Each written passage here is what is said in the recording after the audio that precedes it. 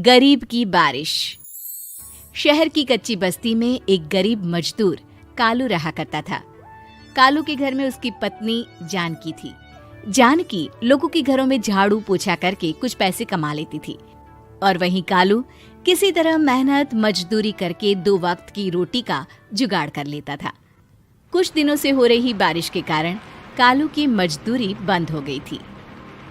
अरे जानकी, इस बार तो बरसात ने हद ही कर दी, रुकने का नाम ही नहीं ले रही। कुछ समझ में नहीं आ रहा, अगर इसी तरह काम पर नहीं गया तो 2 वक्त की रोटी का जुगाड़ कैसे होगा। अरे तुम चिंता क्यों करते हो, बारिश का क्या है, 1 आध दिन में रुक जाएगी और उसके बाद में फिर से काम शुरू हो जाएगा। अरे 3 दिन तो हो गए, बरसात तो रुक ही नहीं रही है और आगे भी रुकने के कोई आसार नहीं दिख रहे। तो क्या हुआ, तुम्हारा काम बंद हुआ है ना। मैं तो अभी भी लोगों के घर झाड़ू पोछा करने जाती ही हूँ। मेरे पगार से कुछ दिन तो निकल ही जाएंगे। अरे घर का खर्चा तो हम किसी तरह चला लेंगे जानकी, लेकिन ये जो छत टपक रही है इसका क्या करेंगे। ये बात तो आपकी सही है।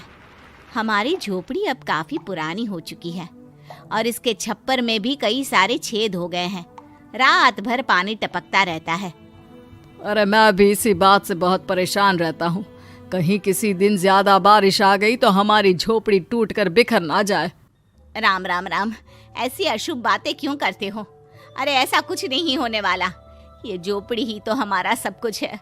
अगर यही नहीं रही तो हम जाएंगे कहाँ। ठीक है जानकी, जब तुम्हारी पगार मिल जाएगी तो कुछ पैसे बचाकर झोपड़ी के छप्पर की मरम्मत करवा लेंगे।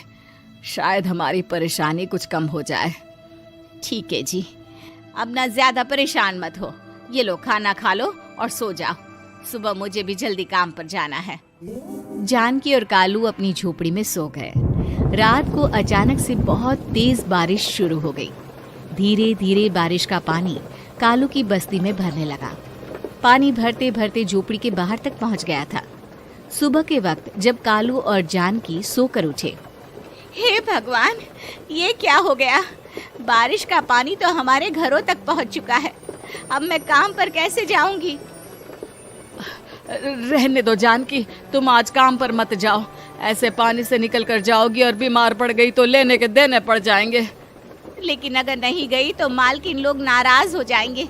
आप जानते हैं ना, बड़ी मुश्किल से 1 दिन की छुट्टी भी नहीं देती है। अरे लेकिन जानकी, झोपड़ी के बाहर तो पूरी बस्ती में पानी भरा है, तुम जाओगी कैसे। जानकी जैसे तैसे करके काम पर चली जाती है, लेकिन अगले दिन फिर से बहुत ज्यादा बारिश होती है और बस्ती में ज्यादा पानी भर जाता है।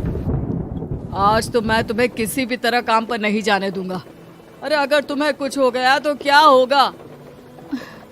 ठीक है, तुम ठीक ही कहते हो, आज नहीं जाती। अगर मालकिन नाराज हो गई तो मना लूंगी किसी तरह। अरे मनाने वाली क्या बात है, जब तुम बताओगी कि हमारी झोपड़ी में पानी भर गया है तो वो खुद ही समझ जाएंगे ना। अगले 2 दिन तक तेज बारिश होने की वजह से जानकी, कालू और आसपास की बस्ती में रहने वाले सभी लोगों के घरों में पानी भर जाता है, जिसकी वजह से जानकी काम पर नहीं जा पाती।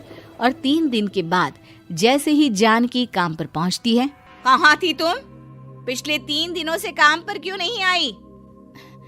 मेम साहब क्या बताऊं, इतनी ज्यादा बारिश हो रही थी, हमारी पूरी बस्ती में पानी भर गया है और उससे भी ज्यादा तो मेरी झोपड़ी के अंदर पानी भर गया। आप ही बताइए कैसे आती मैं। इसका मतलब ये हुआ कि बारिश होगी तो तुम काम पर नहीं आओगी। ना ना, मेरे कहने का ये मतलब नहीं था मेम साहब। तुम जानती भी हो 3 दिन से कितनी परेशानी हो रही है मुझे।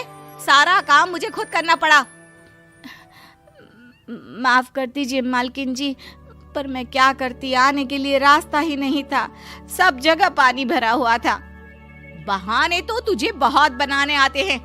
जानकी देख, अगर अगली बार ऐसा किया ना तो फिर काम से हमेशा के लिए छुट्टी। अरे ना ना मालकिन, ऐसा मत कीजिए। बारिश की वजह से मेरे पति की मजदूरी भी छूट गई है। बड़ी मुश्किल से घर में 2 वक्त खाने की रोटी का जुगाड़ हो पाता है। आप मुझे काम से निकाल देंगे तो हम क्या खाएंगे। अगर इतनी ही चिंता है तो फिर रोजाना काम पर आया करो। चलो अब जल्दी से जाकर घर का सारा काम करो। बारिश रुकने का नाम ही नहीं ले रही थी। पूरे शहर में बाढ़ जैसे हालात बन गए थे, लेकिन नौकरी जाने के डर से जानकी किसी तरह रोज काम पर जाती थी। एक दिन जब जानकी काम करके अपने घर लौट आई तो अचानक उसकी बस्ती में कुछ लोगों का शोर सुनाई दिया। अरे लगता है बाहर कुछ हुआ है, मैं जाकर देखता हूँ। हाँ, पता तो कीजिए, ये बस्ती में लोग इतना शोर क्यों कर रहे हैं? बाहर जाकर कालू ने एक आदमी से पूछा। अरे क्या हुआ भाई, इतना शोर क्यों मचा रहा है?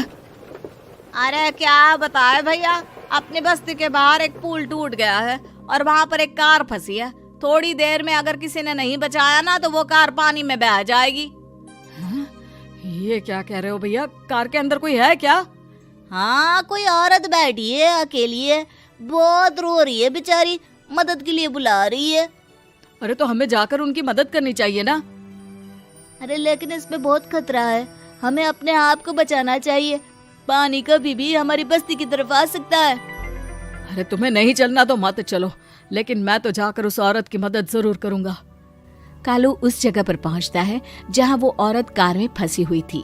वहां पर पानी का बहाव बहुत तेज था और सारा पानी कालू की बस्ती की तरफ ही आ रहा था। कालू ने एक बड़ी सी रस्सी को पेड़ से बांध दिया और दूसरे सिरे को कार की तरफ फेंक दिया और उस औरत को रस्सी के सहारे बाहर आने के लिए कहा। तभी वहां जानकी भी दौड़ती हुई आई। अरे ये तो मेरी मालकिन है, जिनके यहाँ मैं काम करने जाती हूँ। अरे मैडम जी, आप डरिएगा मत, आपको कुछ नहीं होगा। आपकी गाड़ी को भी मैंने रस्सी से बांध दिया है। थोड़ी देर में पानी का बहाव कम हो जाएगा, फिर हम आपकी कार को भी बाहर निकाल लेंगे। क्या तुम जानकी के पति हो? हाँ, जानकी मेरी ही पत्नी है, आपके यहाँ काम करती है ना। लेकिन मेम साहब, आप यहाँ पानी में कैसे फंस गई? अब क्या बताऊं, मैं अपनी सहेलियों के साथ पिकनिक पर गई थी, वहीं से लौट रही थी। अचानक पानी का बहाव तेज हो गया और मेरी गाड़ी फंस गई। अरे कोई बात नहीं मालकिन, अब ना आप बिल्कुल सुरक्षित हैं। मैं तो बहुत बुरी तरह डर गई थी, कब से मदद के लिए चिल्ला रही थी, लेकिन कोई मेरी मदद के लिए नहीं आया। भला हो तुम्हारा पति का जिसने मेरी जान बचा ली। लेकिन जानकी, मैंने तुम्हारे साथ बहुत गलत व्यवहार किया।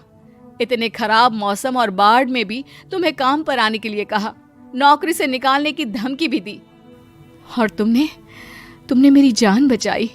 मुझे माफ कर दो। अरे कोई बात नहीं मालकिन, आपकी जान बचाना तो हमारा धर्म था। देखो जानकी, तुम्हारी झोपड़ी में जो भी नुकसान हुआ है उसके लिए मैं तुम्हें पैसे दूंगी। आज तुम्हारे पति ने मेरी जान बचाई है और आज के बाद मैं तुम्हें कभी भी नौकरी से निकालने की धमकी नहीं दूंगी। आज मैं तुम्हारी परेशानी को अच्छी तरह समझ चुकी हूँ।